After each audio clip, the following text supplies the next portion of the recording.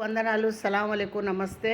అందరూ బాగుండాలి. మా భారతదేశం ప్రతి పట్టణము, ప్రతి గ్రామాలు, విలేజ్లకు, మరి మండలం, జిల్లాలో ఉండవారు అందరూ బాగుండాలి. ప్రతి దేశంలో ఉండ ప్రతి వారు బాగుండాలని, మన భారతదేశం, ఆంధ్ర, పల్నాడు, తెలంగాణ ప్రాంతము అందరు క్షేమంగా ఉండాలని కోరుకుంటున్నాను.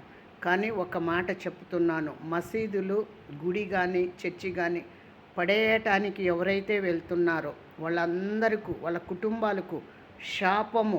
మీ బిడ్డలు రక్తము కక్కి చచ్చిపోయే రోజు వస్తుంది. మీ బిడ్డలు సాతాన్లాగా కేకలు పెట్టి చచ్చిపోయే రోజులు వస్తాయి. మీరు దైవంతో పెట్టుకోవద్దు.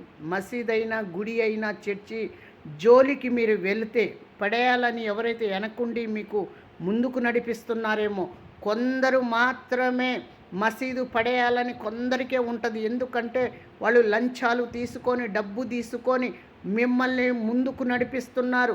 మీరు పోయి పని చేస్తున్నారు. మీ బిడ్డలు పాడైపోతారు, మీ జీవితాలు పాడైపోతాయి. నా మాట వినండి. దైవము లేనిది గుడి కాలేదు, మసీదు కాలేదు, చర్చి కాలేదు. పైన దైవముడు ఒక్కడు ఉన్నాడు. మీరు ఇంత పట్టుదల చేసేవారు ఉన్నారు కాబట్టి, భారతదేశం అంటే మట్టి, ఆ మట్టితోనే మానవుణ్ణి తయారు చేశాడు దేవుడు. కానీ మీకు ఒక్క మాట చెప్తున్నాను, మరి ముస్లిమ్సే ఈ దేశంలో వద్దన్నప్పుడు అబ్దుల్ కలాం చేసిన బాంబుని వెనక్కి తిరిగి ఇవ్వండి. అలాగనే మరి సైనికులు, మరి అక్కడ ముస్లిమ్స్, హిందూ, క్రిస్టియన్స్ అందరూ ఉద్యోగాలు చేస్తున్నారు. ప్రతి కులం వాళ్ళు చేస్తున్నారు. వాళ్ళందరికీ కూడా, అయ్యా మీరు అక్కడ కాపలా వద్దయ్యా, మీరందరూ ఊళ్ళోకి రండి, మేము పోయి కాపలా చేస్తామని మీరు ఒక మాట చెప్పండి. వాళ్ళకి ధైర్యం ఉందా మీకు ఆ మాట చెప్పటానికి? లేదే. నిజమైన దేశం ఎవరిది అంటే సైనికులది. నిజమైన దేశము సైనికులది. వాళ్ళల్లో ముస్లిమ్స్ ఉన్నారు, క్రిస్టియన్స్ ఉన్నారు, హిందువులు ఉన్నారు. ఎవరైతే రచ్చలగొట్టి ఇక్కడ గుళ్ళు కానీ, చర్చిలు కానీ, మసీదులు పడేస్తున్నారో వాళ్ళ కుటుంబాలకు శాపము అవుతుంది. శాపము తరతరాలకు అవుతుంది. రక్తాలు మీరు కక్కి చచ్చిపోతారు. నా మాట మీరు వింటారని నేను మనసు పూర్తిగా చెప్తున్నాను. ఎవ్వరు కూడా వెనకుండి ముందుకు పంపించి మీకు ఊబిలో పడేస్తున్నారో వాళ్ళ మాటలు మీరు వినకండి. ఈ భారతదేశం మట్టి ముస్లిమ్స్ది, హిందూ, మరి ఇక్కడ క్రిస్టియన్స్ది ఉంది, ప్రతి వారుది ఉంది.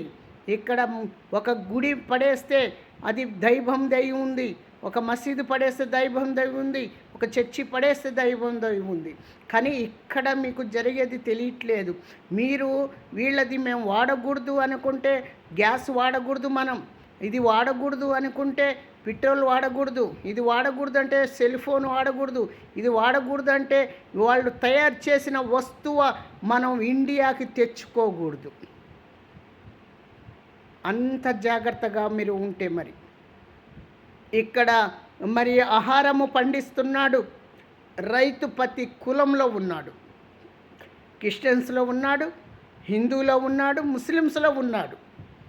పంట పండించేవాడు, పొలం దున్నేవాడు, ఆహారం ఇచ్చేవాడు. జాగ్రత్త కలిగి దైవము ఇంటికి కానీ ఎవరు కుటుంబానికి పడేయాలని పోయిన మాటలు వినిపోతే పంపించిన వాడికి 2 భాగాలు, పోయిన వాడికి 3 భాగాలు పాపము మీ వెంటబడుద్ది. మీ బిడ్డలు శాపం, మీ మనవళ్ళు ప్రతి తరాలకు మీకు శాపం తగులుద్ది. నా మాట వినండి, నేను వినండి, మీ కొరకు ప్రార్థన చేస్తాను. హల్లెలూయా, ఆమేన్, నమస్తే.